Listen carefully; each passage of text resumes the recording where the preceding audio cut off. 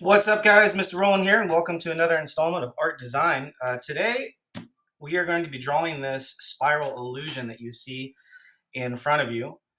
It's pretty darn cool, and I think every time I show this to students, they're like, whoa, that is way too difficult to draw. I don't think I could ever do it. The thing that's crazy about it is that if you can draw a straight line with a ruler, you can draw this. So we're going to break it down into its component parts, and you're going to see that it's actually quite easy. And it's really just one big square and a bunch of long, skinny triangles. So you can see that here. This is a long, skinny triangle. Here we go. And then you just kind of, once you figure out the pattern, it's super easy. It's kind of like a Rubik's Cube. And all you're going to need today is a straight edge of some sort. You're going to want to grab a pen or a pencil or colored pencil or marker, whatever you feel comfortable with. And you can see I don't even have a ruler. I have my dirty painting stick that I stir paint with because I can't find my ruler. You can use a straight edge from a book. So I'm not even using a ruler. And the first thing you're going to want to start with is you're going to want to draw your square. So in a square, obviously, all the sides are equal.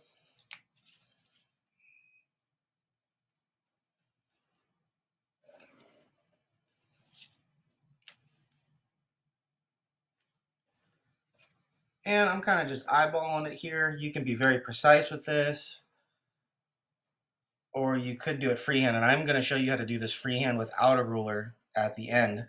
Now, I don't recommend doing that one right off the bat because that one does seem a little confusing at first. So we have our square, and what we're going to do is make our first long triangle. We're going to go from the top corner down.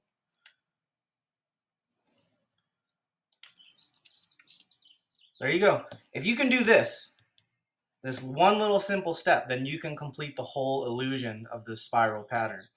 And it just comes out to how detail oriented you are, because if you rush through it and you make sloppy lines or everything's uneven, then it'll kind of collapse the illusion and won't look like the spiral 100%. So we're going to try to make these first ones pretty even. We want them to all be the same. So if you notice, I didn't go to the corner like I did in this one. I started here now.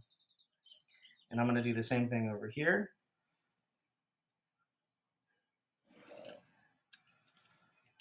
And we'll do the same thing over here.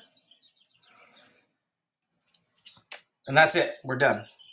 So if you notice, what happened is we've made now essentially, following that pattern, a smaller square inside of our larger square that's just offset.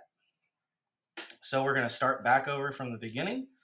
Now, instead of starting from this top corner, though, right here, we're going to start from this point here.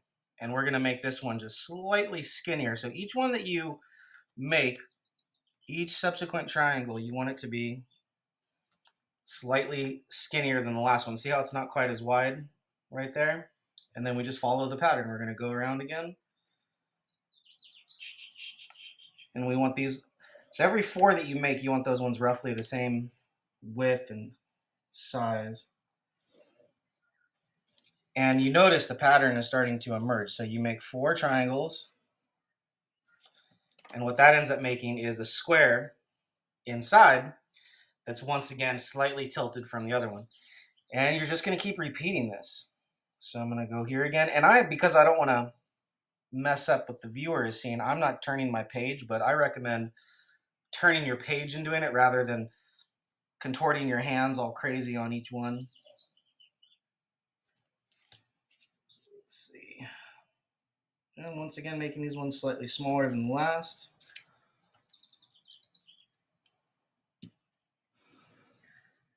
And I'm doing this in pen so that it shows up nicely on the camera.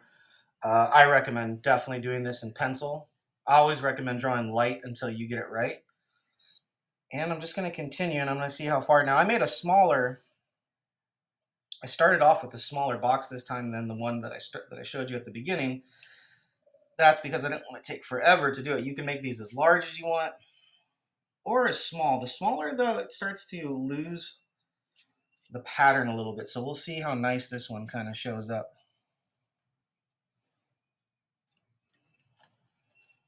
So you can see there. Let's see. And I like these things because they're just fun to do. Like if you're ever sitting somewhere bored and someone's talking and you don't have anything to do or play with. I know you guys can't think of any situation like that you would find yourself in, but this is just a fun thing to doodle kind of on the side of your page or on the back of a piece of paper.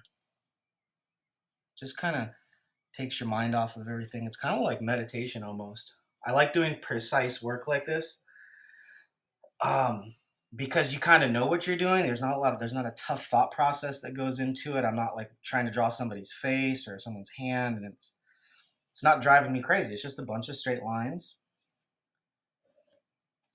that turn into a pattern. Once again, I'm making these ones skinnier than the last. So look how skinny this triangle is compared to this one over here. And the toughest thing is that when you get in the zone on this, you tend to, someone interrupts you and you space out, all of a sudden you're like, where did I leave off? Did I leave off over here? So if you forget where you left off, it could really throw off the whole pattern. So I recommend paying attention as you're going along. And yep, it comes down to the detail. If you notice, I'm really trying to get each one of these triangles to match the previous one. So I've already run into, you can see now this is slightly more of a triangle, or sorry, a rectangle rather, here in the middle. So I'm not even being 100% precise. If I was being totally accurate on these, it would look like a square in the middle right now. So that means that some of my triangles are uneven. That's so even the best of us make mistakes.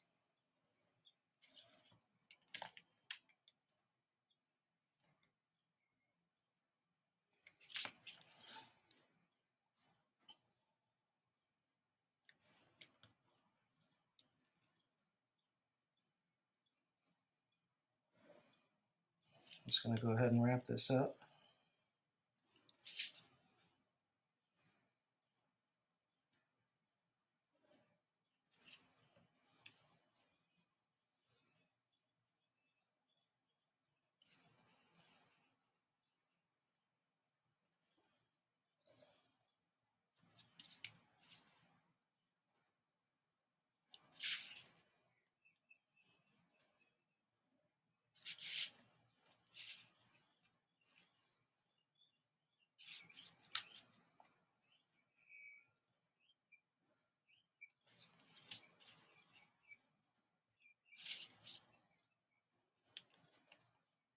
So I'm seeing that I'm not getting this perfect center point at the end, so I'm a little disappointed in how my final one came out here.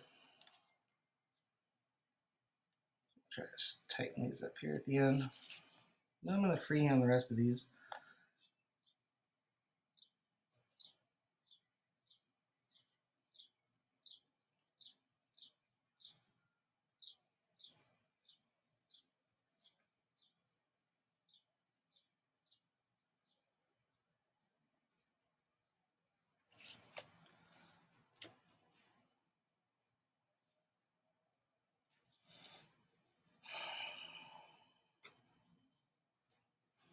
Now, does it look as good as my original? Let's see.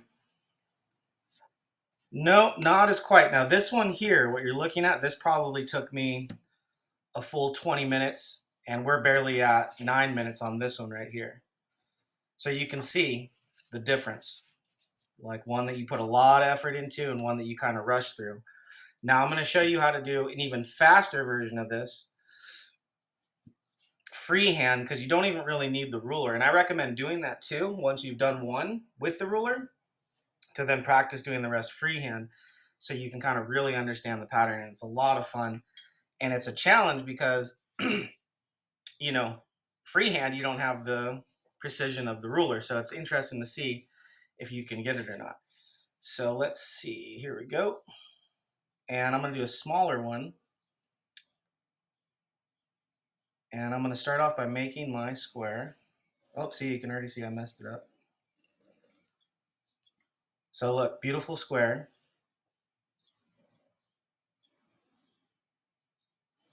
And I'm just going to create this pattern all the way through.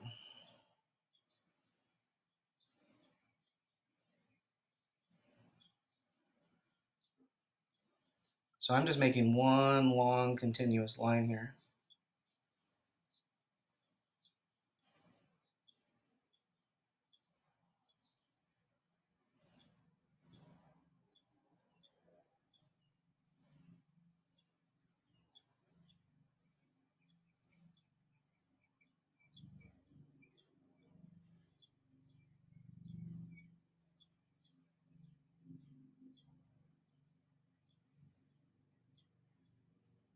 I think I might actually be doing better on this freehand one than with the ruler. It's definitely more of a box in the middle, or a square rather.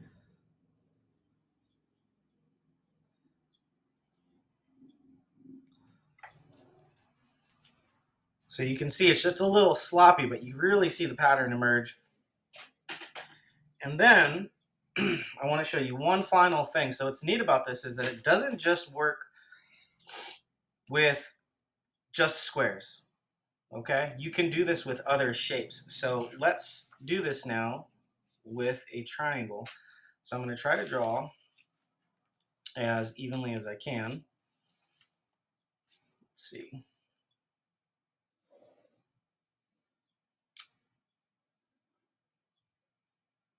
Okay, so we have our triangle. So we can apply the same pattern to this triangle here.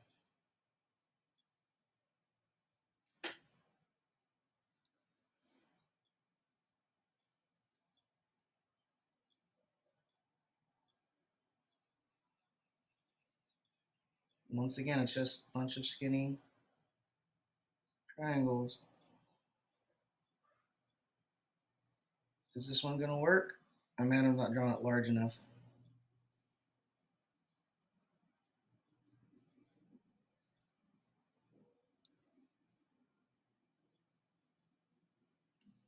There you go. So you start to see that pattern slightly emerge. If I would have made this larger, you would definitely see it. So I do recommend, you can see here's the size of my hand.